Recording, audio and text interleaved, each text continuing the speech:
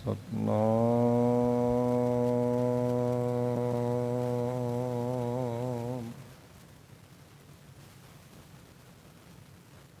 ਵਾਹਿਗੁਰੂ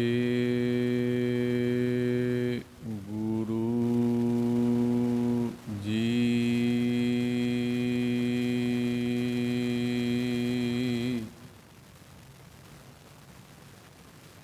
ਨਕ ਨਥ ਖਸਮ ਹੱਥ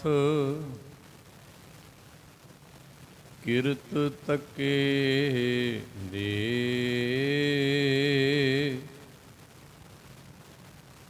ਜਹਾਂ ਦਾਣੇ ਤਹਾਂ ਖਾਣੇ, ਨਾਨਕਾ ਸੱਚ ਹੈ।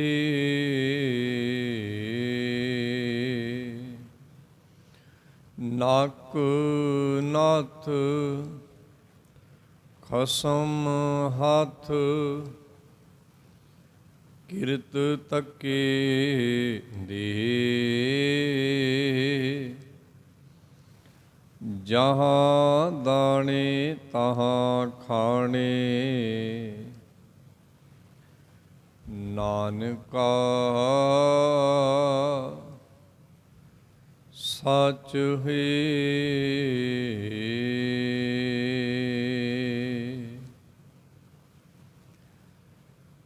ਸਤਨਾਮ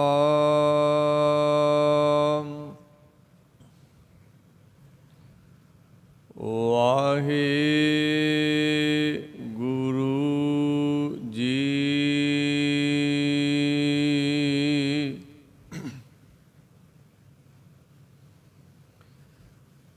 ਆਨੰਦਾ ਵਾਜੈ ਨਿਤ ਵਾਜੇ, ਪਾਰ ਬ੍ਰਹਮ ਮਨ ਬੂਠਾ ਰਾਮ, ਗੁਰਮੁਖੀ ਸੱਚ ਕਰਨੀ ਸਾਰੀ, ਬਿਨਸੇ ਭ੍ਰਮ ਭੈ ਝੂਠਾ ਰਾਮ, ਆਨੰਦਾ ਵਜੈ ਨਿਤ ਵਾਜੇ, ਪਾਰ ਬ੍ਰਹਮ ਮਨ ਬੂਠਾ ਰਾਮ, ਗੁਰਮੁਖੀ ਸੱਚ ਕਰਨੀ ਸਾਰੀ, ਬਿਨਸੇ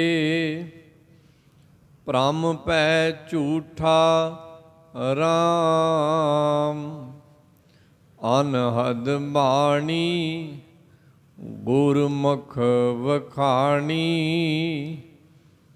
ਜਸ ਸੁਣ ਸੁਣ ਮਨ ਤਨ ਹਰਿਆ, ਸਰਬ ਸੁਖਾ ਤਿਸ ਹੀ ਬਣ ਆਏ, ਜੋ ਪ੍ਰਭ ਆਪਣਾ ਕਰਿਆ, ਘਰ ਮੈਂ ਨਵ ਨਿਧ ਭਰੇ ਭੰਡਾਰਾ, ਰਾਮ ਨਾਮ ਰੰਗ ਲਾਗਾ, ਨਾਨਕ ਜਨ ਪ੍ਰਭ ਕਦੇ ਨ ਵਿਸਰੈ,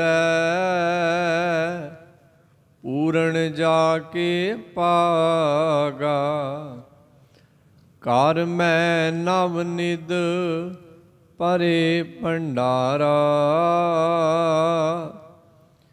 ਰਾਮ ਨਾਮ ਰੰਗ ਲਾਗਾ, ਨਾਨਕ ਜਨ ਪ੍ਰਭ ਕਦੇ ਨਾ ਵਿਸਰੈ, ਪੂਰਨ ਜਾ ਕੇ ਪਾਗਾ, ਪੂਰਨ ਜਾ ਕੇ ਪਾਗਾ।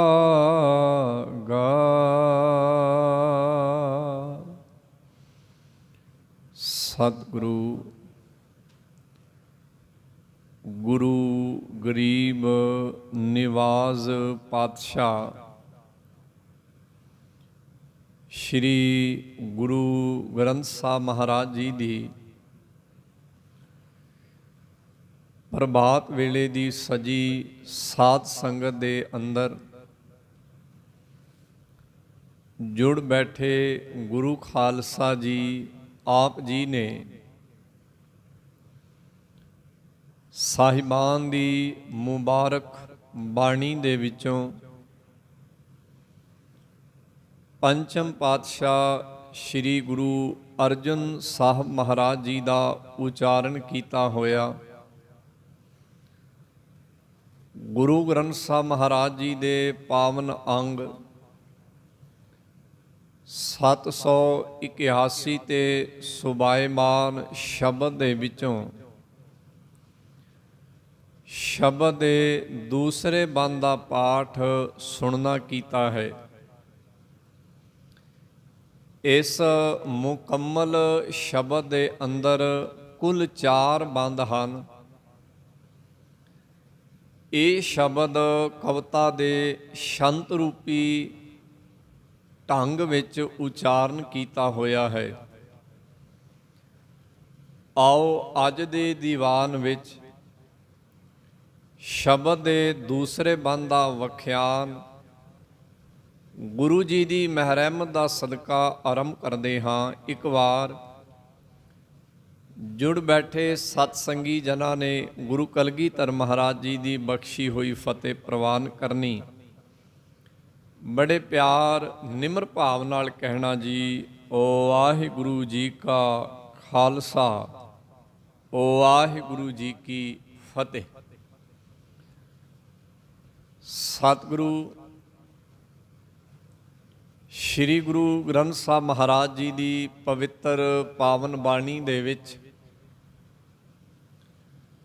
ਸਤਿਗੁਰੂ ਜੀ ਨੇ ਸਾਡੀ ਆਤਮਾ ਅਤੇ ਸਾਡੇ ਮਨ ਦੀਆਂ ਅਨੇਕ ਅਵਸਥਾਵਾਂ ਦਾ ਜ਼ਿਕਰ ਗੁਰਬਾਣੀ ਦੇ ਵਿੱਚ ਕੀਤਾ ਹੈ।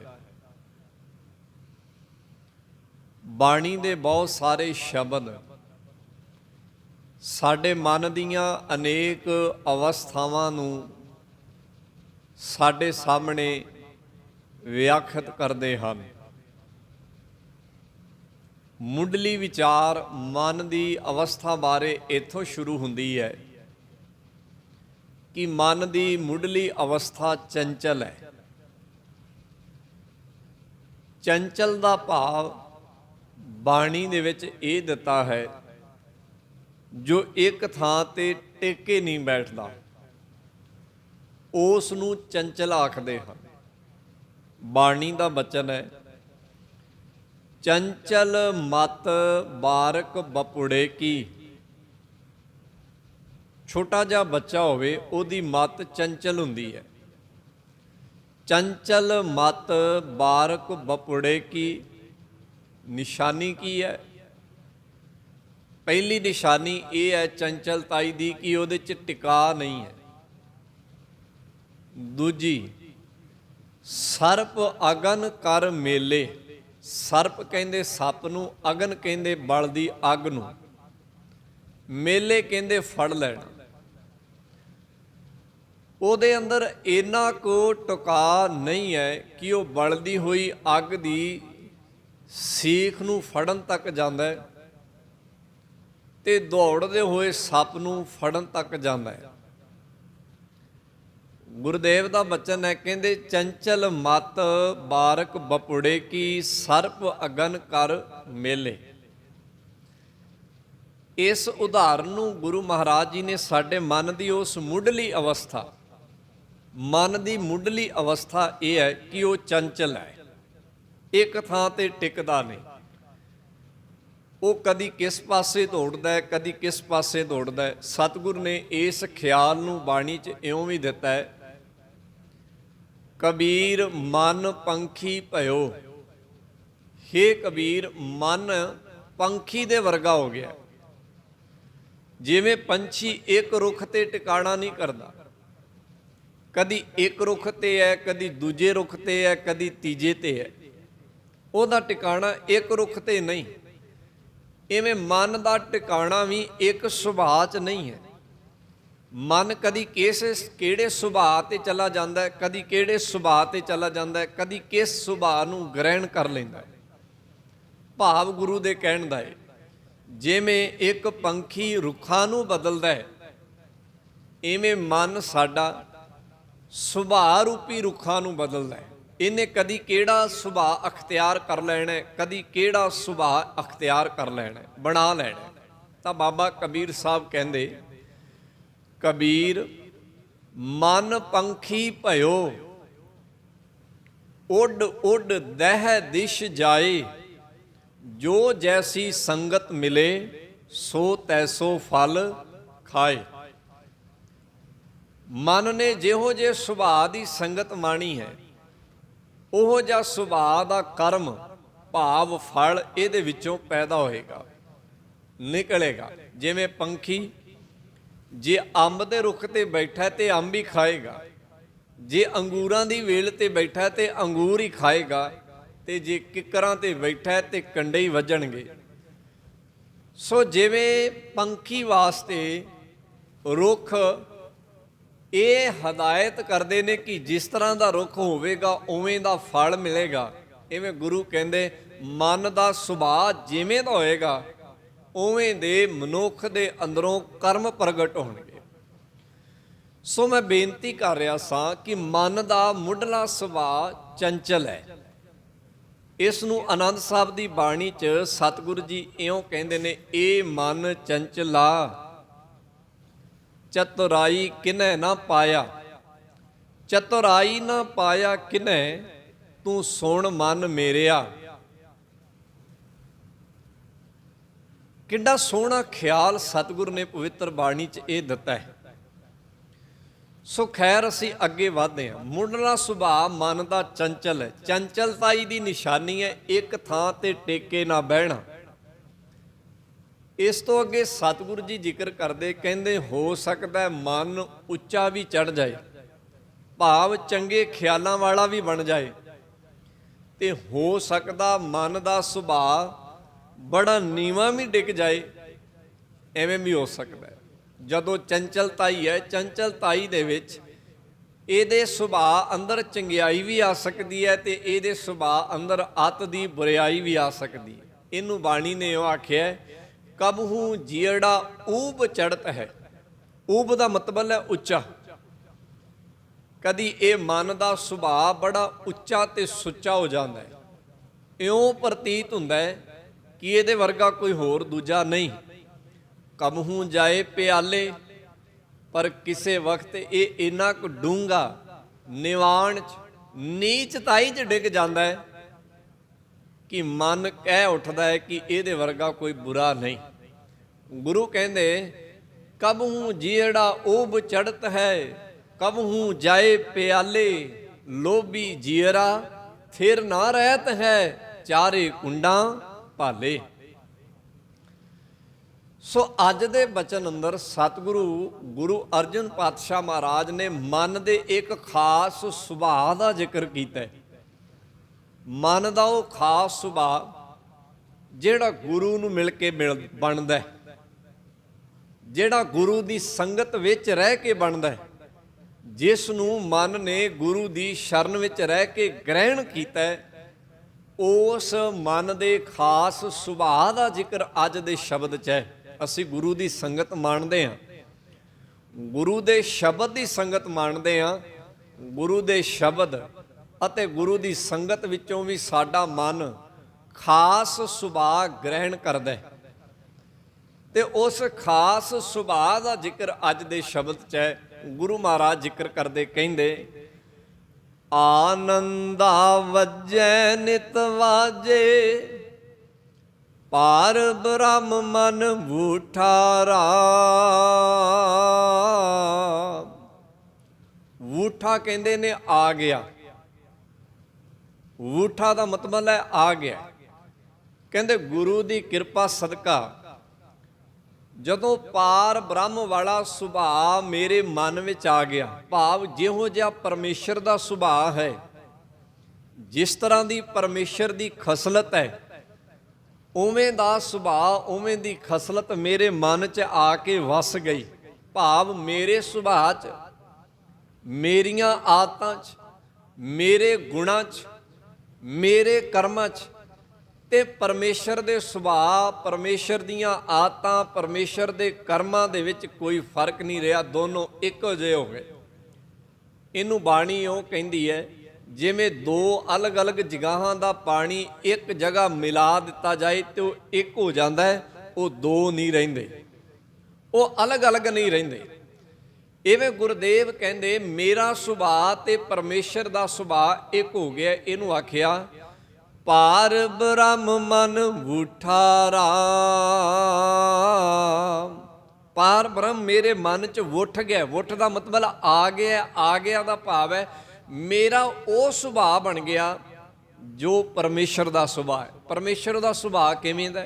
ਅਸੀਂ ਰੋਜ਼ ਪੜ੍ਹਦੇ ਹਾਂ, ਇੱਕ ਓੰਕਾਰ, ਉਹ ਇੱਕ ਹੈ, ਇੱਕ ਰਸ ਵਿਆਪਕ ਹੈ, ਇਹ ਉਹਦਾ ਸੁਭਾਅ ਹੈ। ਸਤਨਾਮ, ਪਰਮੇਸ਼ਰ ਸਤਨਾਮ ਹੈ। ਕਰਤਾ ਪੁਰਖ, ਉਹ ਕਰਤਾ ਪੁਰਖ ਹੈ। ਨਿਰਭਉ, ਉਹ ਨਿਰਭਉ ਹੈ। ਨਿਰਵੈਰ, ਉਹ ਨਿਰਵੈਰ ਹੈ। ਅਕਾਲ ਮੂਰਤ, ਉਹ ਅਕਾਲ ਮੂਰਤ ਹੈ। ਅਜੂਨੀ, ਉਹ ਆਜੂਨੀ ਹੈ। ਸੈਭੰਗ, ਉਹ ਸੈਭੰਗ ਹੈ। ਇਹ ਸਾਰੇ ਦਾ ਸਾਰਾ ਪਰਮੇਸ਼ਰ ਦਾ ਸੁਭਾਅ ਹੀ ਹੈ। ਉਹਦੇ ਸੁਭਾਅ ਦੇ ਲੱਛਣ ਨੇ, ਗੁਣ ਨੇ। ਜਿਵੇਂ ਉਹ ਇੱਕ ਹੈ, ਇਵੇਂ ਮੇਰਾ ਮਨ ਹੁਣ ਇੱਕ ਹੋ ਗਿਆ। ਜਿਵੇਂ ਉਹ ਇੱਕ ਰਸ ਵਿਆਪਕ ਹੈ, ਇਵੇਂ ਮੇਰਾ ਮਨ ਹੁਣ ਇੱਕ ਰਸ ਵਿਆਪ ਗਿਆ। ਜਿਵੇਂ ਉਹ ਸਤਨਾਮ ਹੈ, ਮੇਰੇ ਮਨ ਅੰਦਰ ਸਤਨਾਮ ਵਿਆਪ ਗਿਆ। ਜਿਵੇਂ ਉਹ ਕਰਤਾ ਪੁਰਖ ਹੈ, ਬਣਾ ਕੇ ਉਹਦੇ ਵਿੱਚ ਸਮਾਇਆ ਹੋਇਆ, ਇਵੇਂ ਮੇਰਾ ਮਨ ਆਪਣੇ ਇੱਕ ਅਸਲ ਸੁਭਾਅ ਨੂੰ ਬਣਾ ਕੇ ਉਹਦੇ ਵਿੱਚ ਸਮਾ ਗਿਆ। ਜਿਵੇਂ ਉਹ ਨਿਰਭਉ ਹੈ, ਉਵੇਂ ਮੇਰੇ ਮਨ ਦਾ ਸੁਭਾਅ ਹੁਣ ਨਿਰਭਉ ਬਣ ਗਿਆ। ਜਿਵੇਂ ਉਹ ਨਿਰਵੈਰ ਹੈ, ਇਵੇਂ ਮੇਰੇ ਮਨ ਦਾ ਸੁਭਾਅ ਨਿਰਵੈਰ ਬਣ ਗਿਆ। ਜਿਵੇਂ ਉਹ ਅਕਾਲ ਮੂਰਤ ਹੈ, ਭਾਵ ਜਵਾਨੀ, ਬਚਪਨ ਤੇ ਬੁਢਾਪੇ 'ਚ ਨਹੀਂ ਆਉਂਦਾ, ਇਵੇਂ ਹੁਣ ਮੇਰਾ ਮਨ ਨਾ ਜਵਾਨੀ 'ਚ ਹੈ, ਨਾ ਬੁਢਾਪੇ 'ਚ ਹੈ, ਨਾ ਬਚਪਨੇ 'ਚ ਹੈ, ਇਹਦੇ ਤੋਂ ਉੱਪਰ ਉੱਠ ਗਿਆ। ਅਜੂਨੀ, ਜਿਵੇਂ ਪਰਮੇਸ਼ਰ ਜੂਨਾਂ 'ਚ ਨਹੀਂ ਆਉਂਦਾ, ਹੁਣ ਮੇਰਾ ਮਨ ਵੀ ਜੂਨਾਂ ਦੇ ਵਿੱਚੋਂ ਨਿਕਲ ਗਿਆ। ਇਹਨੂੰ ਕਹਿੰਦੇ ਨੇ ਪਰਮੇਸ਼ਰ ਦੇ ਸੁਭਾਅ ਦਾ ਸਾਡੇ ਮਨ ਦੇ ਸੁਭਾਅ ਨਾਲ ਇੱਕ ਹੋ ਜਾਣਾ, ਦੋਨਾਂ ਦਾ ਇੱਕਮਿਕ ਹੋ ਜਾਣਾ। ਇਹਨੂੰ ਬਾਣੀ ਨੇ ਇਉਂ ਵੀ ਆਖਿਆ, ਜਿਵੇਂ ਬਰਫ਼ ਪਾਣੀ ਦਾ ਹੀ ਇੱਕ ਰੂਪ ਹੈ, ਪਰ ਪਾਣੀ ਤੋਂ ਜੁਦਾ ਰਹਿੰਦੀ ਹੈ। ਪਰ ਜਦੋਂ ਸੂਰਜ ਦੀਆਂ ਕਿਰਨਾਂ ਪੈਂਦੀਆਂ, ਉਹ ਬਰਫ਼ ਫੇਰ ਪਾਣੀ ਦਾ ਰੂਪ ਹੋ ਜਾਂਦੀ। ਬਸ ਇਸ ਤਰ੍ਹਾਂ ਦਾ ਹੀ ਕੁਝ ਹੋਇਆ ਸਾਡੇ ਮਨ ਦੇ ਨਾਲ। ਸੋ ਗੁਰੂ ਅਰਜਨ ਸਾਹਿਬ ਕਹਿਣ ਲੱਗੇ, ਕਹਿੰਦੇ ਪਾਰ ਬ੍ਰਹਮ ਮਨ ਵੂਠਾ ਰਾਮ। ਮੇਰੇ ਮਨ 'ਚ ਪਰਮੇਸ਼ਰ ਦਾ ਸੁਭਾਅ ਆ ਕੇ ਟਿਕ ਗਿਆ। ਮੇਰਾ ਸੁਭਾਅ ਤੇ ਪਰਮੇਸ਼ਰ ਦਾ ਸੁਭਾਅ ਇੱਕ ਹੋ ਗਿਆ। ਇਸ ਗੱਲ ਨੂੰ ਬਾਬਾ ਕਬੀਰ ਸਾਹਿਬ ਨੇ ਆਪਣੀ ਬਾਣੀ 'ਚ ਇਉਂ ਆਖਿਆ। ਉਹਨਾਂ ਨੇ ਇੱਕ ਬੜਾ ਕਮਾਲ ਦਾ ਬਚਨ ਆਪਣੀ ਬਾਣੀ 'ਚ ਕਿਹਾ। ਕਹਿੰਦੇ ਲੋਕ ਤੇ ਆਪ ਰੱਬ ਨੂੰ ਆਵਾਜ਼ਾਂ ਮਾਰਦੇ ਸਨ, ਆਪ ਪਿੱਛੋਂ ਹਾਕਾਂ ਦਿੰਦੇ ਸਨ ਕਿ ਹੇ ਪਰਮੇਸ਼ਰ ਜੀ, ਹੇ ਵਾਹਿਗੁਰੂ ਜੀ, ਹੇ ਅੱਲਾ ਜੀ। ਪਰ ਇੱਥੇ ਤੇ ਖੇਡ ਹੀ ਉਲਟੀ ਹੋ ਗਈ ਹੈ। ਕਿ ਬਾਬਾ ਕਬੀਰ ਸਾਹਿਬ ਕਹਿੰਦੇ ਪਾਛੈ ਲਾਗੋ ਹਰ ਫੀਰੈ, ਰੱਬ ਮੇਰੇ ਪਿੱਛੇ ਲੱਗਾ ਪਿਆ। ਲੋਕ ਰੱਬ ਨੂੰ ਆਵਾਜ਼ਾਂ ਮਾਰਦੇ ਸਨ, ਇੱਥੇ ਰੱਬ ਪਰਮੇਸ਼ਰ ਮੈਨੂੰ ਆਵਾਜ਼ਾਂ ਮਾਰ ਰਿਹਾ। ਬਾਬਾ ਕਬੀਰ ਸਾਹਿਬ ਦਾ ਬਚਨ ਹੈ। ਉਹ ਕਹਿੰਦੇ ਨੇ ਪਾਛੈ ਲਾਗੋ ਹਰ ਫੀਰੈ, ਕਹਿਤ ਕਬੀਰ ਕਬੀਰ। ਤੇ ਮੈਨੂੰ ਆਵਾਜ਼ ਮਾਰਦਾ ਉਹ ਕਬੀਰ, ਉਹ ਕਬੀਰ ਮੇਰੀ ਗੱਲ ਸੁਣ। ਇਹਦਾ ਭਾਵ ਕੀ ਹੈ? ਇਹਦਾ ਭਾਵ ਇਹ ਹੈ, ਜਦੋਂ ਬਾਬਾ ਕਬੀਰ ਸਾਹਿਬ ਨੇ ਵਾਹਿਗੁਰੂ ਵਾਲਾ ਸੁਭਾਅ ਆਪਣੇ ਮਨ ਦਾ ਬਣਾ ਲਿਆ, ਉਦੋਂ ਇਹ ਅਵਸਥਾ ਬਣਦੀ ਹੈ। ਤਾਂ ਗੁਰੂ ਜੀ ਅੱਗੇ ਕਹਿੰਦੇ ਆਨੰਦਾ ਵਜੈ ਨਿਤ ਵਾਜੇ। ਮਨ ਦੇ ਵਿੱਚ ਆਨੰਦ ਦੇ ਵਾਜੇ ਵੱਜ ਗਏ ਨੇ। ਯਾਦ ਰੱਖਿਓ, ਬੰਦੇ ਨੂੰ ਜਦੋਂ ਕੁਝ ਪ੍ਰਾਪਤ ਹੁੰਦਾ ਹੈ, ਤਾਂ ਖੁਸ਼ੀ ਹੁੰਦੀ ਹੈ। ਜਦੋਂ ਇਹਦੇ ਹੱਥੋਂ ਕੋਈ ਚੀਜ਼ ਜਾਂਦੀ ਹੈ ਤੇ ਇਹ ਦੁਖੀ ਹੁੰਦਾ ਹੈ। ਇਹ ਇਹਦਾ ਸੁਭਾਅ ਹੈ। ਬਾਣੀ 'ਚ ਵੀ ਇਹਦਾ ਜ਼ਿਕਰ ਹੈ। ਬਾਬਾ ਰਵਿਦਾਸ ਸਾਹਿਬ ਕਹਿੰਦੇ, ਉਹ ਕਹਿੰਦੇ ਜਬ ਕਛ ਪਾਵੈ ਤਬ ਗਰਬ ਕਰਤ ਹੈ। ਕਹਿੰਦੇ ਜਦੋਂ ਕੁਝ ਇਹਨੂੰ ਮਿਲਦਾ ਹੈ ਇਹ ਖੁਸ਼ੀ ਨਹੀਂ ਕਰਦਾ, ਇਹ ਅਹੰਕਾਰ ਕਰਦਾ, ਅਵਗੁਣ ਬਣਾ ਲੈਂਦਾ।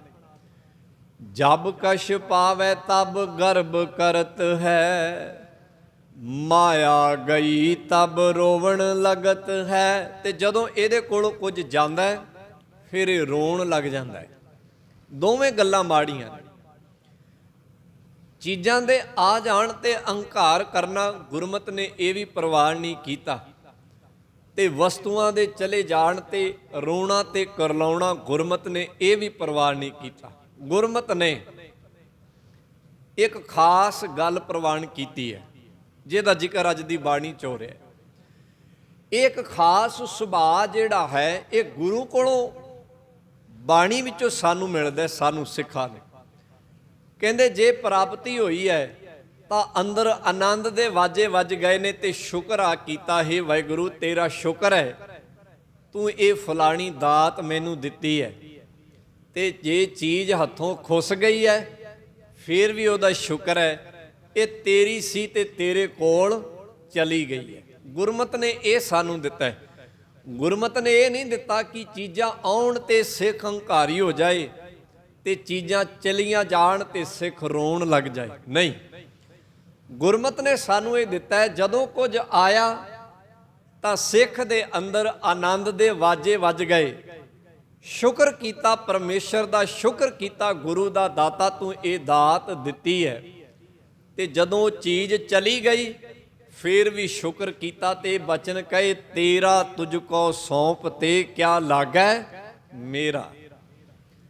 ਨਾ ਸਿੱਖ ਕੋਲ ਰੋਣਾ ਉਹਦੇ ਮਨ ਕੋਲ, ਤੇ ਨਾ ਹੀ ਸਿੱਖ ਦੇ ਮਨ ਕੋਲ ਅਹੰਕਾਰ ਹੈ। ਦੋਵੇਂ ਚੀਜ਼ਾਂ ਨਹੀਂ, ਇਹਨਾਂ ਤੋਂ ਅਲੱਗ ਸਿੱਖ ਦਾ ਮਨ ਹੈ। ਤਾਂ ਗੁਰੂ ਕਹਿੰਦੇ ਮਨ ਦਾ ਇੱਕ ਖਾਸ ਸੁਭਾਅ ਹੈ। ਜਦੋਂ ਪਰਮੇਸ਼ਰ ਦੁਆਰਾ ਸੁਭਾਅ ਮਨ ਦਾ ਬਣਦਾ ਹੈ ਤਾਂ ਅੰਦਰ ਖੁਸ਼ੀ ਦੇ ਵਾਜੇ ਵੱਜਦੇ ਨੇ। ਆਨੰਦਾ ਵਜੈ ਨਿਤ ਵਾਜੇ, ਅੰਦਰ ਖੁਸ਼ੀ ਦੇ ਵਾਜੇ ਵੱਜ ਗਏ, ਭਾਵ ਮਨ ਚੜ੍ਹਦੀ ਕਲਾ 'ਚ ਆ ਗਿਆ, ਹੁਣ ਢਹਿੰਦੀ ਕਲਾ 'ਚ ਨਹੀਂ। ਚੀਜ਼ਾਂ ਆ ਰਹੀਆਂ ਨੇ ਉਹਦਾ ਸ਼ੁਕਰ ਹੈ, ਚੀਜ਼ਾਂ ਜਾ ਰਹੀਆਂ ਨੇ ਫਿਰ ਵੀ ਉਹਦਾ ਸ਼ੁਕਰ ਹੈ। ਦੋਨੋਂ ਅਵਸਥਾਵਾਂ ਦੇ ਵਿੱਚ, ਕਿਉਂਕਿ ਚੀਜ਼ਾਂ ਨੇ ਆਉਣਾ ਵੀ ਹੈ ਤੇ ਚੀਜ਼ਾਂ ਨੇ ਜਾਣਾ ਵੀ ਹੈ। ਦੁਨੀਆ 'ਚ ਵਸਤੂਆਂ ਆਉਂਦੀਆਂ ਵੀ ਨੇ ਤੇ ਵਸਤੂਆਂ ਜਾਂਦੀਆਂ ਵੀ ਨੇ, ਇਹ ਕੁਦਰਤ ਦਾ ਨੇਮ ਹੈ। ਪਰ ਵਸਤੂਆਂ ਦੇ ਆਉਣ ਤੇ ਜਾਣ ਦੇ ਨਾਲ ਮਨ ਦਾ ਅਹੰਕਾਰੀ ਤੇ ਮਨ ਦਾ ਬਿਲਕੁਲ ਕੁਰਲਾਹਾ ਉੱਠਣਾ ਗੁਰਮਤਿ ਨੂੰ ਇਹ ਪ੍ਰਵਾਨ ਨਹੀਂ। ਗੁਰਮਤਿ ਨੇ ਇੱਕ ਅਲੱਗ ਮਾਰਗ ਸਾਨੂੰ ਦਿੱਤਾ। ਤਾਂ ਗੁਰੂ ਕਹਿੰਦੇ ਇਹ ਖਾਸ ਮਨ ਦਾ ਸੁਭਾਅ ਗੁਰੂ ਨੇ ਸਾਨੂੰ ਦਿੱਤਾ ਹੈ। ਇਹ ਅਸੀਂ ਆਪਣੇ ਇਤਿਹਾਸ ਵਿੱਚੋਂ ਤੱਕਿਆ ਹੈ। ਜਿਸ ਵਕਤ ਮੀਰ ਮਨੂੰ ਦੀ ਜੇਲ੍ਹ ਦੇ ਵਿੱਚ ਉਸ ਅਹੰਕਾਰੀ ਸੂਬੇਦਾਰ ਨੇ ਤੇ ਉਸ ਦੇ ਵੱਡੇ ਵਡੇਰਿਆਂ ਨੇ ਸਿੱਖਾਂ ਦਾ ਖੁਰਾ ਖੋਜ ਮਿਟਾਉਣ ਵਾਸਤੇ ਅੱਡੀ ਚੋਟੀ ਦਾ ਜ਼ੋਰ ਲਾਇਆ। ਕਿਸੇ ਸਿੱਖ ਦੇ ਨਾਲ ਖੁਣਸ ਰੱਖਣ ਵਾਲੇ ਨੇ ਉਸ ਨੂੰ ਇਹ ਤਰਕੀਬ ਦਿੱਤੀ ਕਿ ਤੂੰ ਉਹ ਕੁੱਖਾਂ ਹੀ ਖਤਮ ਕਰ ਦੇ ਜਿਹਦੇ ਵਿੱਚੋਂ ਸਿੱਖ ਪੈਦਾ ਹੁੰਦੇ ਨੇ। ਉਸ ਦੇ ਹੱਥ ਜਿੰਨੀਆਂ ਵੀ ਸਿੰਘਣੀਆਂ ਨੌਜਵਾਨ ਆਈਆਂ ਜੋ ਮਾਤਾਵਾਂ ਬਣਨ ਵਾਲੀਆਂ ਸਨ ਜਾਂ ਮਾਤਾਵਾਂ ਬਣੀਆਂ ਸਨ, ਉਹਨੇ ਆਪਣੇ ਇਲਾਕੇ ਦੇ ਵਿੱਚੋਂ ਗ੍ਰਿਫਤਾਰ ਕਰ ਲਈਆਂ ਤੇ ਜੇਲ੍ਹ ਦੇ ਵਿੱਚ ਕੈਦ ਕਰ ਲਈਆਂ। ਉਹਨਾਂ ਨੂੰ ਭਿਆਨਕ ਤਸੀਹੇ ਦਿੱਤੇ, ਉਹਨਾਂ ਨੂੰ ਭੁੱਖਾ ਰੱਖਿਆ, ਸਵਾ ਮਣ ਦੇ ਪੀਸਣ ਪਿਆਏ, ਚੱਪਾ ਸੁੱਕੀ ਰੋਟੀ, ਇੱਕ ਪਿਆਲਾ ਪਾਣੀ ਦਾ ਦਿੱਤਾ। ਬੱਚੇ ਉਹਨਾਂ ਦੀਆਂ ਅੱਖਾਂ ਦੇ ਸਾਹਮਣੇ ਵਿਲਕਦੇ, ਰੋਂਦੇ, ਕਰਲਾਉਂਦੇ, ਪਰ ਉਹ ਵਾਹਿਗੁਰੂ ਵਾਹਿਗੁਰੂ ਵਾਹਿਗੁਰੂ ਕਰਦੀਆਂ, ਬਾਣੀ ਪੜ੍ਹਦੀਆਂ ਆਪਣੇ ਗੁਰੂ ਦਾ ਤੇ ਪਰਮੇਸ਼ਰ ਦਾ ਸ਼ੁਕਰ ਕਰਦੀਆਂ ਰਹੀਆਂ। ਹੱਦ ਇੱਥੋਂ ਤੱਕ ਗੁਜ਼ਰ ਗਈ ਕਿ ਉਹਨਾਂ ਸਿੰਘਣੀਆਂ ਦੇ ਹੱਥੋਂ ਉਹਨਾਂ ਦੇ ਬੱਚੇ ਖੋਹ ਲਏ, ਖੋਹ ਕੇ ਦੂਰ ਕਰ ਦਿੱਤੇ ਗਏ।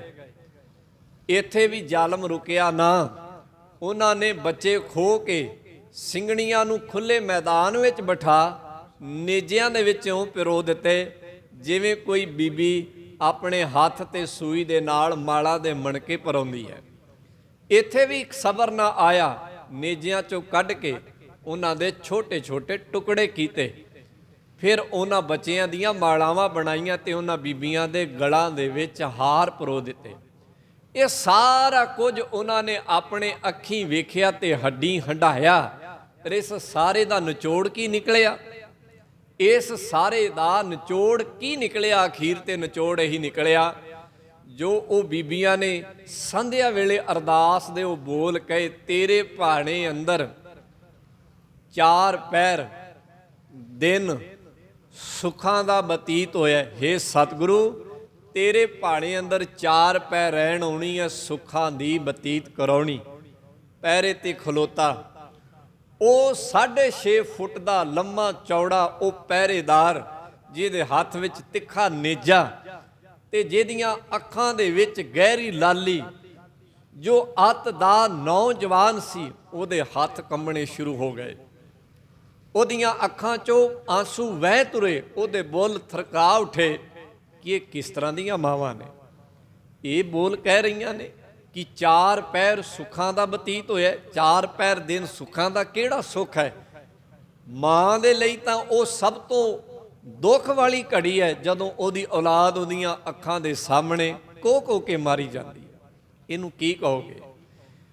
ਸੋ ਇਹ ਉਹੀ ਅਵਸਥਾ ਹੈ ਜਿਹੜੀਆਂ ਉਹਨਾਂ ਸਿੰਘਣੀਆਂ ਨੇ ਉਸ ਥਾਂ ਤੇ ਹੰਢਾਈ, ਜਿਹਦਾ ਜ਼ਿਕਰ ਅੱਜ ਦੇ ਸ਼ਬਦ 'ਚ ਆਇਆ ਕਿ ਜੇ ਦਿੱਤਾ ਸੀ ਤੇ ਉਹਦਾ ਸ਼ੁਕਰ ਸੀਗਾ, ਤੇ ਜੇ ਅੱਜ ਚੀਜ਼ ਲੈ ਲਈ, ਉਹ ਵਸਤ ਲੈ ਲਈ, ਤੇ ਫਿਰ ਵੀ ਉਹਦਾ ਕੀ ਹੈ? ਸ਼ੁਕਰ ਹੈ। ਇਹਨੂੰ ਗੁਰਬਾਣੀ ਕਹਿੰਦੀ ਹੈ ਆਨੰਦਾ ਵਜੈ ਨਿਤ ਵਾਜੇ। ਹੁਣ ਹਰ ਰੋਜ਼ ਆਨੰਦ ਦੇ ਵਾਜੇ ਵੱਜਦੇ ਨੇ, ਕਿਉਂਕਿ ਹਰ ਰੋਜ਼ ਜ਼ਿੰਦਗੀ 'ਚ ਦੁੱਖ ਵੀ ਆਉਂਦੇ ਨੇ, ਹਰ ਰੋਜ਼ ਜ਼ਿੰਦਗੀ 'ਚ ਸੁੱਖ ਵੀ ਆਉਂਦੇ ਨੇ।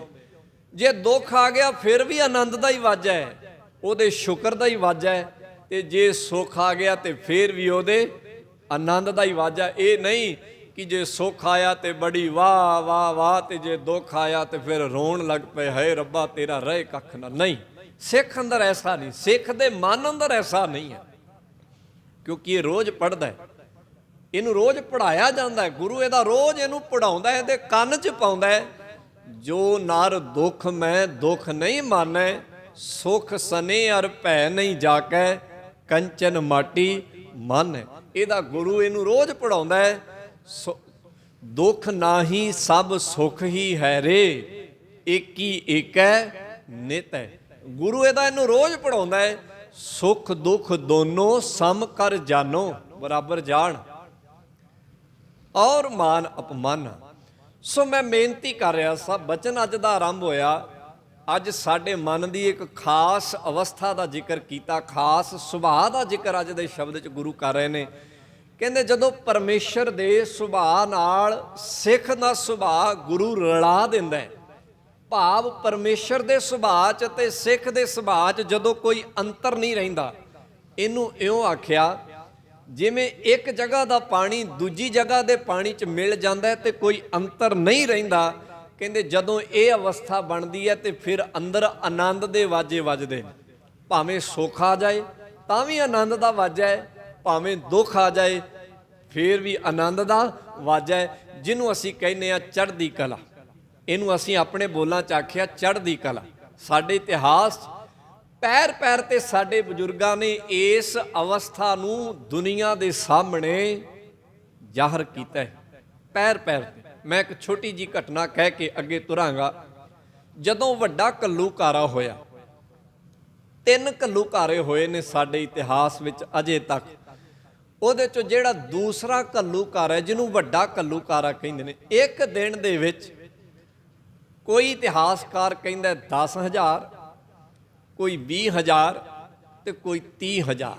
ਆਪਾਂ ਇਉਂ ਮੰਨਦੇ ਹਾਂ ਕਿ ਉਹ ਬਹੁ ਗਿਣਤੀ ਸਿੱਖਾਂ ਦਾ ਕਤਲੇਆਮ ਕੀਤਾ ਗਿਆ, ਭਾਵ ਇੰਨੀ ਵੱਡੀ ਗਿਣਤੀ ਦੇ ਵਿੱਚ ਸਿੱਖਾਂ ਦਾ ਕਤਲੇਆਮ ਕੀਤਾ ਗਿਆ ਕਿ ਰੇਤਾ ਦੇ ਉੱਪਰ ਵੀ ਸਿੱਖਾਂ ਦੇ ਖੂਨ ਦੇ ਨਿਸ਼ਾਨ ਦੇ ਚਿੰਨ੍ਹ ਜਿਹੜੇ ਸਨ ਉਹ ਛਪ ਗਏ ਸਨ। ਮਾਲਵੇ ਦੀ ਧਰਤੀ ਜਿੱਥੇ ਹਰ ਪਾਸੇ ਟਿੱਬਿਆਂ ਦੀ ਰੇਤ ਹੀ ਰੇਤ, ਤੇ ਰੇਤ ਦਾ ਸੁਭਾਅ ਤੁਹਾਨੂੰ ਪਤਾ ਹੈ, ਪਾਣੀ ਦਾ ਕਿਣਕਾ ਡਿੱਗੇ ਤੇ ਉਸੇ ਵੇਲੇ ਵਿੱਚ ਚਲਾ ਜਾਂਦਾ, ਉੱਪਰ ਨਿਸ਼ਾਨ ਨਹੀਂ ਰਹਿੰਦਾ। ਆਪ ਅੰਦਾਜ਼ਾ ਲਾ ਲਓ ਕਿ ਕਿੰਨਾ ਕੁ ਖੂਨ ਡੁੱਲਿਆ ਹੋਏਗਾ। ਇਸ ਖੌਫਨਾਕ ਮੰਜ਼ਰ ਵਿੱਚੋਂ ਸਾਡੇ ਜਦੋਂ ਬਜ਼ੁਰਗ ਨਿਕਲ ਗਏ, ਅਗਾਂਹ ਚਲੇ ਗਏ, ਭਾਵ ਦੁਸ਼ਮਣ ਦੀ ਗ੍ਰਿਫਤ ਵਿੱਚੋਂ ਨਿਕਲ ਕੇ ਬਚ ਕੇ ਅੱਗੇ ਚਲੇ ਗਏ। ਤੇ ਕਹਿੰਦੇ ਸ਼ਾਮ ਨੂੰ ਜਦੋਂ ਉਹ ਇੱਕ ਸੁਰੱਖਿਅਤ ਟਿਕਾਣੇ ਤੇ ਖੜੋਤੇ ਸਨ, ਸੋਦਰ ਦਾ ਪਾਠ ਹੋਇਆ, ਆਪਸ ਵਿੱਚ ਸਾਰਿਆਂ ਨੇ ਬਾਣੀ ਨੂੰ ਪੜ੍ਹਿਆ। ਤੇ ਕਹਿੰਦੇ ਇੱਕ ਨਿਹੰਗ ਸਿੰਘ ਜਿਹੜਾ ਉਸ ਮੁਸ਼ਕਲ ਭਰੇ ਸਫ਼ਰ ਵਿੱਚੋਂ ਲੰਘ ਕੇ ਗਿਆ ਸੀ, ਉਹਨੇ ਉੱਚੀ ਆਵਾਜ਼ ਕਰਕੇ ਇਹ ਗੱਲ ਕਹੀ, ਕਿਉਂਕਿ ਉੱਥੇ ਜਦੋਂ ਤੁਰੇ ਸਨ ਤੇ ਹਜ਼ਾਰਾਂ ਦੀ ਗਿਣਤੀ ਸਨ, ਤੇ ਜਦੋਂ ਰਹਿ ਗਏ ਤੇ ਸੈਂਕੜੇ, ਭਾਵ ਜਦੋਂ ਤੁਰੇ ਸਨ ਤੇ ਪਿੱਛੇ ਵੇਖਿਆ ਸੀ ਇੰਨੇ, ਤੇ ਜਦੋਂ ਅਖੀਰ ਤੇ ਪਹੁੰਚੇ ਤੇ ਵੇਖਿਆ ਸੀ ਮੁੱਠੀ ਭਾਰੀ ਰਹਿ ਗਏ। ਪਰ ਉੱਥੇ ਇਹ ਦੁੱਖ ਨਹੀਂ, ਕਿਉਂਕਿ ਉਸ ਮੰਜ਼ਰ ਦੇ ਵਿੱਚ ਕਿਸੇ ਦਾ ਬਾਪ ਮਰਿਆ ਹੋਏਗਾ, ਕਿਸੇ ਦਾ ਪੁੱਤ ਮਰਿਆ ਹੋਏਗਾ, ਕਿਸੇ ਦੀ ਧੀ ਮਰੀ ਹੋਏਗੀ, ਕਿਸੇ ਦਾ ਬੱਚਾ ਰਹਿ ਗਿਆ ਹੋਏਗਾ, ਕਿਸੇ ਦਾ ਬਜ਼ੁਰਗ ਰਹਿ ਗਿਆ ਹੋਏਗਾ, ਪਤਾ ਨਹੀਂ ਕਿੰਨੇ ਕਿੰਨੇ ਕੀ ਗਵਾਇਆ ਹੋਏਗਾ। ਪਰ ਸ਼ਾਮ ਨੂੰ ਜਦੋਂ ਉੱਥੇ ਸਾਰਾ ਕੁਝ ਹੋਇਆ, ਉਸ ਬਜ਼ੁਰਗ ਨਿਹੰਗ ਸਿੰਘ ਨੇ ਉੱਚੀ ਆਵਾਜ਼ 'ਚ ਇਹ ਗੱਲ ਕਹੀ, ਤਤ ਖਾਲਸਾ ਰਹਿ ਗਿਓ, ਤਤ ਖਾਲਸਾ ਰਹਿ ਗਿਓ, ਗਇਓ ਸੋ ਖੋਟ ਗਵਾਏ। ਉਹਨੇ ਇਹ ਨਹੀਂ ਆਖਿਆ ਕਿ ਆਪਣੇ ਇੰਨੇ ਬੰਦੇ ਮਰ ਗਏ। ਉਹ ਕਹਿੰਦਾ ਜਿਨ੍ਹਾਂ ਦੇ ਵਿੱਚ ਤਤ ਸੀਗਾ, ਭਾਵ ਜ਼ੋਰ ਸੀਗਾ, ਗੁਰੂ ਦਾ ਬਲ ਸੀਗਾ, ਉਹ ਉਸ ਜ਼ੋਰ ਤੇ ਗੁਰੂ ਦੇ ਬਲ ਸਦਕਾ ਬਚ ਕੇ ਆ ਗਏ। ਜਿਨ੍ਹਾਂ ਦੇ ਵਿੱਚ ਖੋਟ ਸੀਗਾ, ਸਮਝ ਲਓ ਪਿੱਛੇ ਰਹਿ ਗਏ। ਉੱਥੇ ਇਹ ਗੱਲ ਨਹੀਂ ਆਖੀ ਗਈ ਕਿ ਹਾਏ ਸਾਡੇ ਇੰਨੇ ਜਾਣੇ ਮਾਰੇ ਗਏ। ਇਹਨੂੰ ਕਹਿੰਦੇ ਚੜ੍ਹਦੀ ਕਲਾ, ਇਹਨੂੰ ਕਹਿੰਦੇ ਨੇ ਆਨੰਦਾ ਵੱਜੇ ਨਿਤ ਵਾਜੇ। ਸ਼ਬਦਾਵਲੀ ਦਾ ਥੋੜਾ ਜਿਹਾ ਫਰਕ ਪੈਂਦਾ, ਗੱਲਾਂ ਸਾਰੀਆਂ ਉਹੀ ਨੇ। ਬਾਣੀ ਦੇ ਇੱਕ ਇੱਕ ਅੱਖਰ ਨੂੰ ਸਾਡੇ ਬਜ਼ੁਰਗਾਂ ਨੇ ਆਪਣੇ ਸੀਨੇ ਨਾਲ ਲਾ ਕੇ ਕਮਾ ਕੇ ਸਾਡੇ ਸਾਹਮਣੇ ਪੂਰਨੇ ਪਾਏ। ਤੋਂ ਗੁਰੂ ਕਹਿੰਦੇ ਇਸ ਚੜ੍ਹਦੀ ਕਲਾ ਦਾ ਵਾਜਾ ਸਿੱਖ ਦੇ ਜੀਵਨ ਅੰਦਰ ਹਰ ਰੋਜ਼ ਵੱਜਦਾ ਰਹਿੰਦਾ, ਭਾਵੇਂ ਦੁੱਖ ਹੋਣ ਸੁੱਖ ਹੋਣ। ਉਹ ਸ਼ੁਕਰ ਕਰਦਾ ਹੈ, ਹੇ ਦਾਤਾ ਇਹ ਸੁੱਖ ਵੀ ਤੇਰਾ ਦਿੱਤਾ ਹੈ, ਇਹ ਦੁੱਖ ਵੀ ਤੇਰਾ ਦਿੱਤਾ ਹੈ। ਜਿਵੇਂ ਸੁੱਖ ਦਿੱਤਾ ਸੀ ਤੇ ਉਹਨੂੰ ਮੈਂ ਜਜ਼ਬ ਕੀਤਾ ਹੈ, ਇਵੇਂ ਦੁੱਖ ਦਿੱਤਾ ਹੈ, ਇਹਨੂੰ ਜਜ਼ਬ ਦਿੱਤਾ ਹੈ। ਜੇ ਸੁੱਖ ਆ ਕੇ ਚਲਿਆ ਗਿਆ ਤੇ ਮੈਨੂੰ ਆਸ ਇਹ ਵੀ ਹੈ ਕਿ ਦੁੱਖ ਵੀ ਆ ਕੇ ਚਲਾ ਜਾਏਗਾ, ਇਹ ਵੀ ਮੇਰੀ ਜ਼ਿੰਦਗੀ 'ਚ ਟਿਕ ਕੇ ਨਹੀਂ ਰਹੇਗਾ। ਤੋ ਅੱਗੇ ਜ਼ਿਕਰ ਕਰਦੇ, ਗੁਰਮੁਖੇ ਸੱਚ ਕਰਨੀ ਸਾਰੀ। ਗੁਰਮੁਖੇ ਕਹਿੰਦੇ ਗੁਰੂ ਵਾਲਿਆਂ ਨੇ, ਗੁਰੂ ਵਾਲਿਆਂ ਨੇ ਸੱਚੀ ਕਰਨੀ ਕਹਿੰਦੇ ਅਮਲ ਨੂੰ, ਭਾਵ ਗੁਰੂ ਵਾਲਿਆਂ ਨੇ ਜਿਹੜਾ ਆਪਣਾ ਅਮਲ ਹੈ ਉਹ ਸੱਚਾ ਬਣਾਇਆ। ਉਹਨਾਂ ਦੇ ਅਮਲ ਵਿੱਚ ਝੂਠ ਨਹੀਂ। ਉਹ ਜਿਵੇਂ ਦੇ ਬਾਹਰੋਂ ਨੇ ਉਵੇਂ ਦੇ ਅੰਦਰੋਂ ਨੇ, ਤੇ ਜਿਵੇਂ ਦੇ ਅੰਦਰੋਂ ਨੇ ਉਵੇਂ ਦੇ ਬਾਹਰੋਂ ਨੇ। ਉਹਨਾਂ ਦੇ ਅਮਲ ਵਿੱਚ ਸੱਚ ਹੈ, ਭਾਵ ਅਮਲ ਵਿੱਚ ਇਕਤਾ ਹੈ, ਫਰਕ ਨਹੀਂ। ਉਹ ਜੇ ਬਾਹਰੋਂ ਦੁਖੀ ਨੇ ਤੇ ਅੰਦਰੋਂ ਵੀ ਦੁਖੀ ਹੋਣਗੇ, ਜੇ ਬਾਹਰੋਂ ਸੁਖੀ ਨੇ ਤੇ ਅੰਦਰੋਂ ਵੀ ਸੁਖੀ ਹੋਣਗੇ। ਪਰ ਅਸੀਂ ਦੇਖਦੇ ਹਾਂ ਦੁਨੀਆ 'ਚ ਬੰਦਾ ਅੰਦਰੋਂ ਦੁਖੀ ਹੋਏਗਾ, ਬਾਹਰੋਂ ਕਹੀ ਜਾਏਗਾ ਬੜੀ ਚੜ੍ਹਦੀ ਕਲਾ ਹੈ। ਐਸਾ ਨਹੀਂ, ਗੁਰਮੁਖ 'ਚ ਐਸਾ ਨਹੀਂ। ਜੇ ਉਹ ਮਨ ਕਰਕੇ ਦੁਖੀ ਹੈ ਤੇ ਉਹ ਚਿਹਰੇ ਤੇ ਵੀ ਨਜ਼ਰ ਆਏਗਾ ਕਿ ਉਹ ਦੁਖੀ ਹੈ, ਤੇ ਜੇ ਅੰਦਰੋਂ ਸੁਖੀ ਹੈ ਤੇ ਉਹਦੇ ਚਿਹਰੇ ਤੇ ਜਲਾਲ ਨਜ਼ਰ ਆਏਗਾ ਕਿ ਬਾਹਰੋਂ ਵੀ ਕੀ ਹੈ, ਸੁਖੀ ਹੈ। ਇਹਨੂੰ ਕਹਿੰਦੇ ਸੱਚ ਕਰਨੀ, ਸੱਚਾ ਅਮਲ। ਸੋ ਕਹਿੰਦੇ ਗੁਰਮੁਖ ਨੇ, ਗੁਰੂ ਵਾਲੇ ਨੇ ਆਪਣਾ ਅਮਲ ਸੱਚਾ ਬਣਾਇਆ। ਗੁਰਮੁਖੇ ਸੱਚ ਕਰਨੀ ਸਾਰੀ, ਬਿਨਸੇ ਦਾ ਮਤਲਬ ਹੈ ਨਾਸ਼ ਕਰ ਦਿੱਤੇ, ਖਤਮ ਕਰ ਦਿੱਤੇ। ਕੀ? ਭ੍ਰਮ ਪੈ ਝੂਠਾ। ਭ੍ਰਮ ਕਹਿੰਦੇ ਭਰਮ ਨੂੰ, ਜਿਹਨੂੰ ਆਪਾਂ ਦਿਖਾਵਾ ਕਹਿੰਦੇ ਆ। ਗੁਰਮੁਖ ਨੇ ਦਿਖਾਵੇ ਨੂੰ ਖਤਮ ਕਰ ਦਿੱਤਾ ਹੈ। ਜਿਹੜੀ ਜ਼ਿਕਰ ਹੁਣੇ ਅਸੀਂ ਸੁਣ ਕੇ ਕਹਿ ਕੇ ਆਇਆ ਕਿ ਉਹ ਦਿਖਾਵਾ ਨਹੀਂ ਕਰਦਾ। ਜੋ ਅੰਦਰ ਹੈ ਸੋ ਬਾਹਰ ਹੈ, ਜੋ ਬਾਹਰ ਹੈ ਸੋ ਅੰਦਰ ਹੈ। ਉਹਨੇ ਚੀਜ਼ ਨੂੰ ਮਿਟਾ ਦਿੱਤਾ ਹੈ। ਅੱਜ ਦੁਨੀਆ ਦਿਖਾਵੇ ਦੇ ਸਿਖਰ ਤੇ ਹੈ। ਅੱਜ ਹਰ ਇੱਕ ਚੀਜ਼ 'ਚ ਦਿਖਾਵਾ ਹੈ, ਹਰ ਥਾਂ ਤੇ ਦਿਖਾਵਾ ਹੈ। ਅੱਜ ਦੁਨੀਆ ਦੇ ਵਿੱਚ ਦਿਖਾਵੇ ਦਾ ਸਿਖਰ ਹੈ, ਤੇ ਗੁਰੂ ਸਾਨੂੰ ਕਹਿੰਦੇ ਨੇ ਇਸ ਦਿਖਾਵੇ ਦੀ ਦੁਨੀਆ ਤੋਂ ਬਚ। ਇਹ ਨਾ ਹੋਵੇ ਕਿਤੇ। ਇੱਕ ਉਦਾਹਰਨ ਬੜੀ ਕਮਾਲ ਦੀ ਹੈ ਬਾਣੀ 'ਚ। ਪਹਿਲਾਂ ਸਾਡੇ ਘਰਾਂ 'ਚ ਕਹਿ ਦੇ ਭਾਂਡੇ ਹੁੰਦੇ ਸਨ, ਉਹ ਲੱਗਦੇ ਵੀ ਸੋਨੇ ਵਰਗੇ ਸਨ, ਪਰ ਉਹਨਾਂ ਦੀ ਇੱਕ ਕਮੀ ਬੜੀ ਵੱਡੀ ਸੀ। ਮੜੀ ਜੀ ਠੋਕਰ ਲੱਗਣੀ ਤੇ ਅੰਦਰੋਂ ਕਾਲਖ ਚਰਨ ਪੈਣੀ। ਗੁਰੂ ਕਹਿੰਦੇ ਦਿਖਾਵਾ ਐਵੇਂ ਦਾ ਹੀ, ਕਹਿੰਦੇ ਭਾਂਡੇ ਵਰਗਾ ਹੀ। ਇਹ ਜਿੰਨੀ ਦੇਰ ਤੱਕ ਇਸ ਦਿਖਾਵੇ ਨੂੰ ਠੋਕਰ ਨਹੀਂ ਲੱਗਦੀ, ਇਹ ਬੜਾ ਸੋਹਣਾ ਲੱਗਦਾ ਹੈ, ਤੇ ਜਦੋਂ ਇਸ ਦਿਖਾਵੇ ਨੂੰ ਠੋਕਰ ਲੱਗੇ ਇਹਦੇ ਵਿੱਚ ਕਾਲਖ ਹੀ, ਇਹਦੇ 'ਚ ਮੈਲ ਹੀ। ਬਚ ਇਸ ਦਿਖਾਵੇ ਤੋਂ। ਅੱਜ ਦਿਖਾਵੇ ਕਰਕੇ ਬੰਦਾ ਆਪਣੀ ਕੀਮਤੀ ਮਿਹਨਤ ਦਾ ਸਰਮਾਇਆ ਇਉਂ ਰੋੜਦਾ ਹੈ ਜਿਵੇਂ ਪਾਣੀ ਰੁੜ ਰਿਹਾ ਹੋਏ। ਇਸ ਦਿਖਾਵੇ ਨੇ ਦੁਨੀਆ ਦਾ ਬਹੁਤ ਨੁਕਸਾਨ ਕੀਤਾ ਹੈ। ਸੋ ਗੁਰੂ ਕਹਿੰਦੇ ਸਿੱਖ ਨੇ ਆਪਣੇ ਅੰਦਰੋਂ ਦਿਖਾਵਾ ਖਤਮ ਕਰ ਦਿੱਤਾ। ਭੈ ਕਹਿੰਦੇ ਡਰ ਨੂੰ। ਸਿੱਖ ਦੇ ਅੰਦਰ ਡਰ ਨਹੀਂ ਹੈ।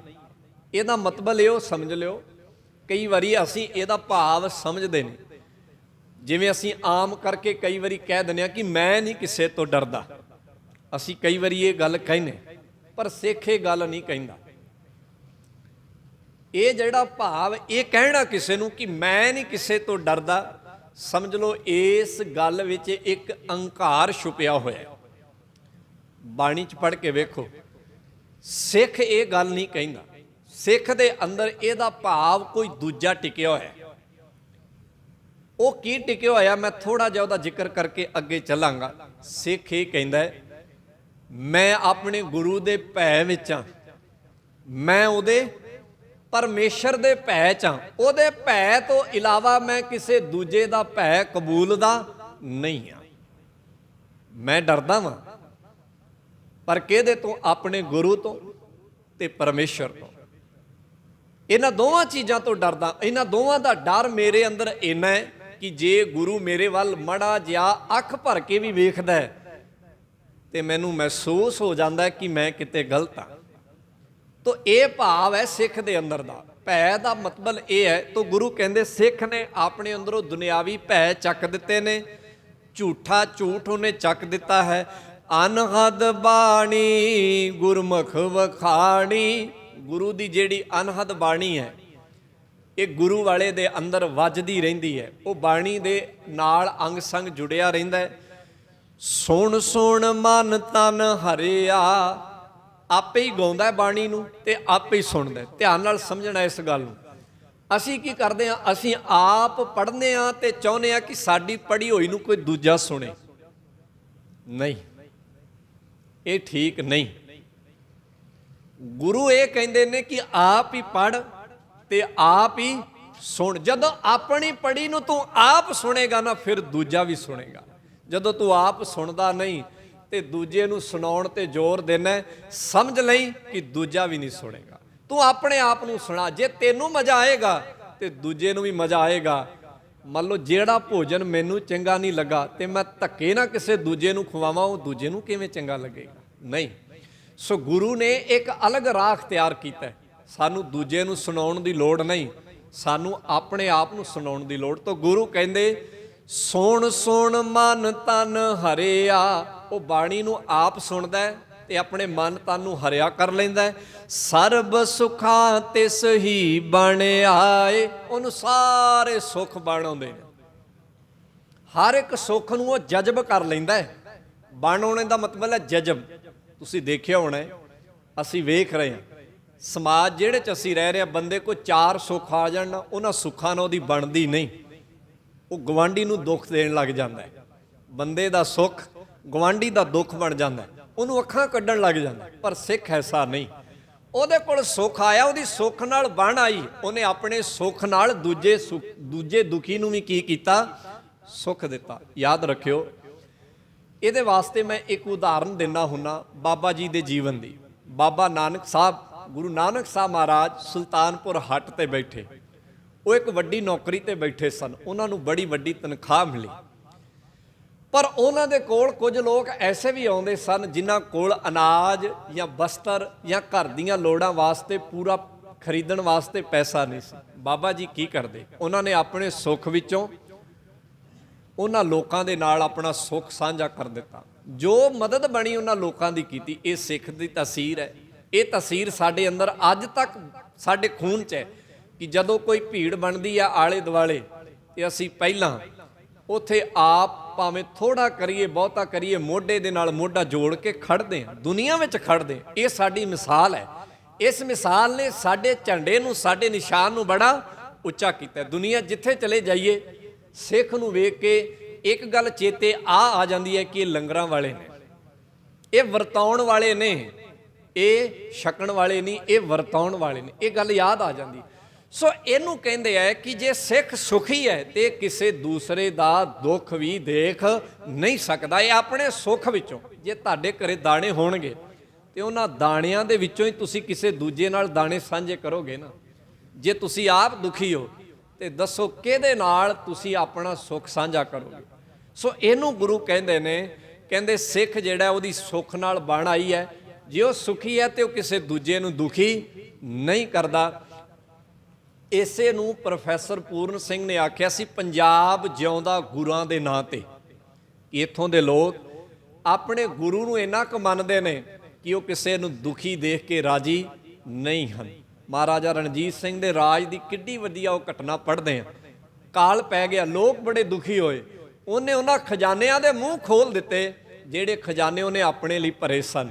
ਇੱਥੋਂ ਤੱਕ ਮੂੰਹ ਹੀ ਨਹੀਂ ਖੋਲੇ, ਕਈ ਬੰਦਿਆਂ ਦੇ ਘਰ ਤੱਕ ਉਹਨੇ ਪੰਡਾਂ ਚੁੱਕ ਕੇ ਆਪ ਪਹੁੰਚਾਈਆਂ। ਇਹਨੂੰ ਕੀ ਕਹੋਗੇ ਕਿ ਦੁਨੀਆ ਦਾ ਕੋਈ ਐਸਾ ਬਾਦਸ਼ਾਹ ਹੋਇਆ, ਕੋਈ ਐਸਾ ਰਾਜਾ ਹੋਇਆ? ਨਹੀਂ, ਜਿਹੜਾ ਆਪਣੀ ਪ੍ਰਜਾ ਦੇ ਘਰੇ ਪੰਡਾਂ ਚੁੱਕ ਕੇ ਤੇ ਆਪਣੇ ਸਿਰ ਤੇ ਪਹੁੰਚਾ। ਇਹਨੂੰ ਕੀ ਕਹੋਗੇ ਕਿ ਜੇ ਮੈਂ ਸੁਖੀ ਹਾਂ ਤੇ ਮੇਰੇ ਭਰਾ ਕਾਤੋਂ ਦੁਖੀ? ਇਹ ਖਾਸ ਸੁਭਾਅ ਹੈ ਸਿੱਖ ਦਾ।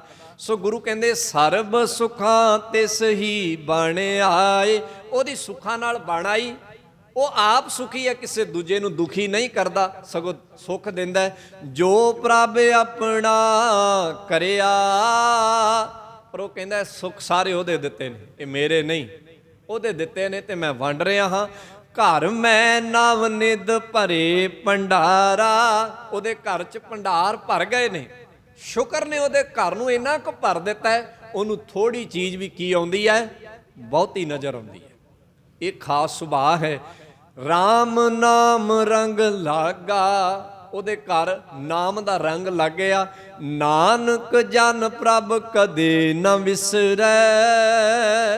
ਗੁਰੂ ਅਰਜਨ ਸਾਹਿਬ ਕਹਿੰਦੇ ਮੈਂ ਤੇ ਅਰਦਾਸ ਕਰਦਾ ਕਿ ਸਿੱਖ ਦੇ ਮਨ ਵਿੱਚੋਂ ਕਦੀ ਵੀ ਗੁਰੂ ਤੇ ਪਰਮੇਸ਼ਰ ਦਾ ਨਾਮ ਕਦੀ ਵਿਸਰੇ ਨਾ। ਨਾਨਕ ਜਨ ਪ੍ਰਭ ਕਦੇ ਨਾ ਵਿਸਰੈ, ਪੂਰਨ ਜਾ ਕੇ ਪਾਗਾ। ਸੋ ਸਤਿਗੁਰੂ ਜੀ ਹੋਈਆਂ ਭੁੱਲਾਂ ਗਲਤੀਆਂ ਦੀ ਖਿਮਾ ਕਰਨ। ਸਤਸੰਗੀ ਜਨਾਂ ਨੇ ਪਿਆਰ ਸਹਿਤ ਕਹਿਣਾ ਵਾਹਿਗੁਰੂ ਜੀ ਕਾ ਖਾਲਸਾ, ਵਾਹਿਗੁਰੂ ਜੀ ਕੀ ਫਤਿਹ। ਰਾਮਕਲੀ ਮਹੱਲਾ ਤੀਜਾ। ਆਨੰਦ ਇੱਕ ਓੰਕਾਰ ਸਤਿਗੁਰ ਪ੍ਰਸਾਦ। ਆਨੰਦ ਪਿਆ ਮੇਰੀ ਮਾਈ, ਸਤਿਗੁਰੂ ਮੈਂ ਪਾਇਆ।